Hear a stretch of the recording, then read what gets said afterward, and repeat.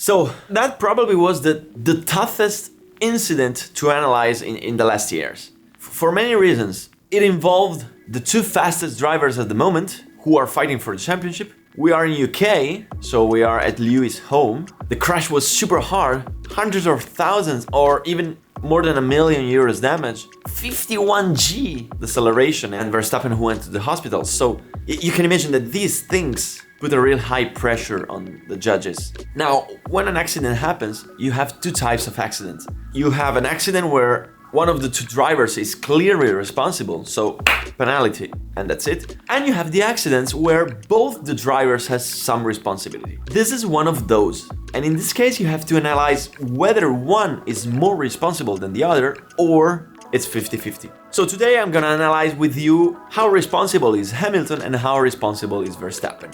The first thing I want to analyze is, did Max leave the space for Lewis?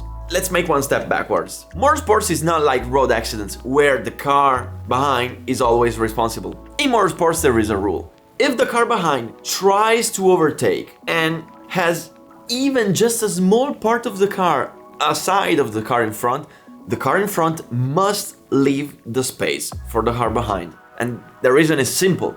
If the car in front closes the door, the car behind has nowhere to go and the crash is 100% sure. Now the question is, did Max leave a space? Yes and no. Now look at this. When Max tries to make the corner, he sees Lewis, then he puts the steer straight and then he turns again. So we can say that Max did not make the corner like Hamilton was not there. Because if we look at the onboard during qualifying where Max was alone, this is the line. This is where the car is pointing at. While during the race, this is where the car is pointing at. This means that the line that Max is going to make is different than if he was alone. But the question is, was the space enough? It was borderline because it was really a narrow space where if Lewis missed the apex by just 10 centimeters, the crash was certain. So I can say that Max acted like he wanted to leave a space, but the space he left for Lewis was really tight.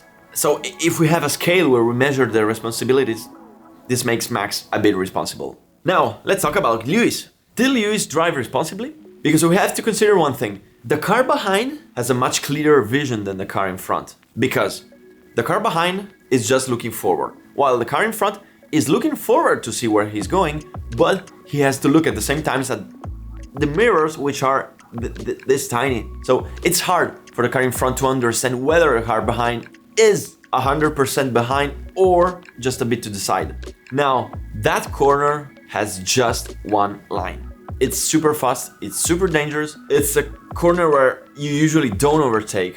That means that if you want to overtake there, you must be 100% sure that you're going to make a safe line. So did Lewis do a safe line? I can say no.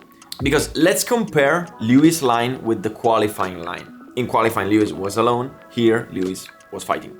You can see that the car is exactly in the same position. So you may say that was a safe line. Personally, I would say no, for two reasons. First of all, look at this. In qualifying, look at where the car is pointing at, while look at where the car is pointing at during the race. So if the qualifying line was the ideal line that you do with red tires, warm tires, no fuel and full grip, how can you think that you're going to make the same line if the car is pointing much wider and you have yellow tires, full load of fuel, cold tires, dirty tires, because Max brought Lewis on the dirt? So for me, it was impossible that Lewis could stick to the curb inside. If Max wasn't there, I'm pretty sure that Lewis would have missed the apex. So in that situation, you can't miss the apex, especially in that corner where there is just one line and it's so dangerous. So for me, this is a big responsibility for Lewis. Now we have to consider the risks. When Verstappen hit the wall, he suffered 51 Gs. He went to the hospital, the car was wrecked, so that's bad.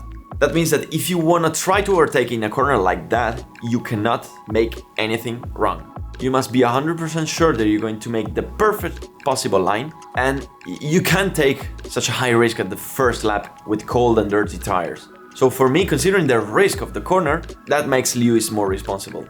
There are corners where either you do it perfectly or you don't. Like for example, the Eau Rouge in Spa. Then, last but not least, they were both too aggressive. Lewis was too aggressive trying to overtake there in the first lap, and Max was too aggressive closing the line like that, leaving such a tiny space for Lewis. So I would say that this makes both responsible for the crash. Now, as you can see, the situation is complex because we have a scale of the responsibilities where they are both responsible for something. But Hamilton is more responsible than Verstappen. Now, there is something that makes it worse for Hamilton because Verstappen destroyed the car, probably more than 1 million euros damage. He went to the hospital, he risked his life, so it makes it harder. Now, considering all the things we said, this is a race incident where Lewis is more responsible than Verstappen. So the time penalty that was given to Hamilton was fair to me. Now, were 10 seconds enough? If they did it politically, so they said, we will give a time penalty to Lewis just to show that you cannot do these things in the first lap and you cannot risk that much in the first lap, it was correct. But you have to consider that with 10 seconds penalty, with such a fast car, it was almost 100% sure that Hamilton was going to win the race anyway. So in the end, what happened? The penalty was pointless. Actually, it didn't penalize in any way Hamilton. So in my honest opinion, they should have probably gone for either a stop and go or 25 seconds, just in order not to let Hamilton win, but maybe finish second or third. Because after such a bad incident, where everybody is talking trash about it, where everything is complaining, where I even saw racist commentaries against Hamilton, which is shit.